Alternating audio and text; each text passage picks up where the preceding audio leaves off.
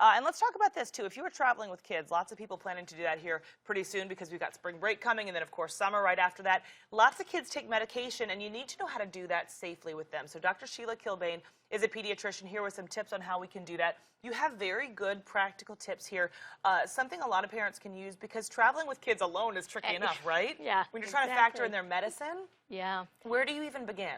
So one of the first things I recommend, and I recommend this whether you're traveling or not, but you get a pill box, and so you put one pill every day of the week, just like this, so that they can, so that you know, if it gets to be 7:30 and they're running for the bus, or you're going to Disney World, you know if you've taken the medication or not.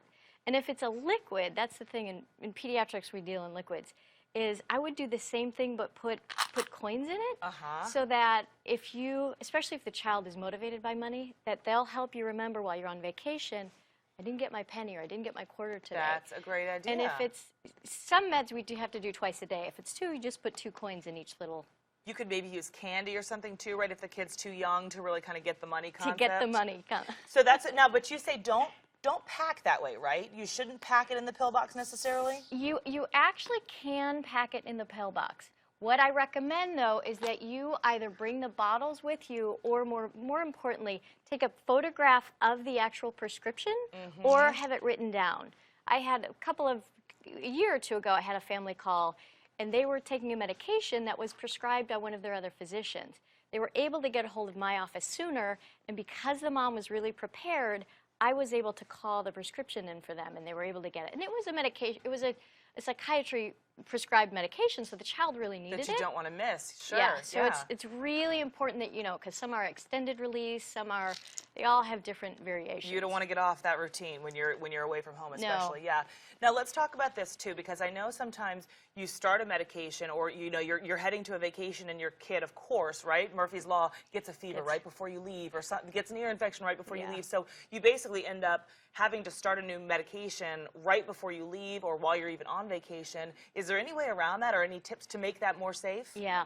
I always recommend that we give the medication before you leave, before you get in a long car ride or before you get on an airplane. And, so you don't want to be giving a medication in the morning and then getting on an airplane. If they have a reaction to it. The other thing is Benadryl. So Benadryl can have a paradoxic reaction, meaning most kids it makes sleepy.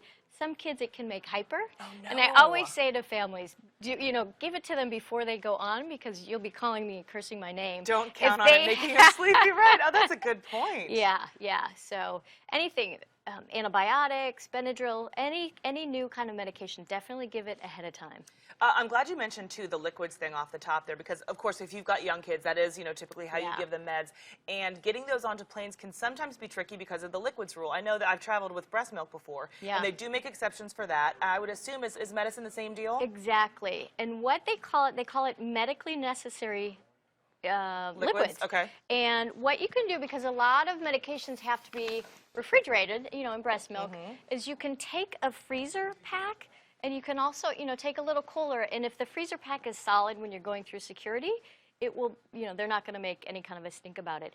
Not a stink, but if it's a little slushy, then you might have to put it through the X-ray machine. Okay. And you don't have to have it in a plastic bag. But what I do recommend is that you just have everything labeled very clearly: breast milk, antibiotics, whatever it is, so that it's your trip through security is going to be a lot easier. You get through security more easily, and then it just makes your trip more easy also if everything is just labeled and organized. Labeled and organized, yeah. All right. Yeah. Dr. Sheila Kilbane, thank you so much. Really good tips. Oh, thank you. Very useful. Let's take it over to Eric now with some business news for the day. Okay.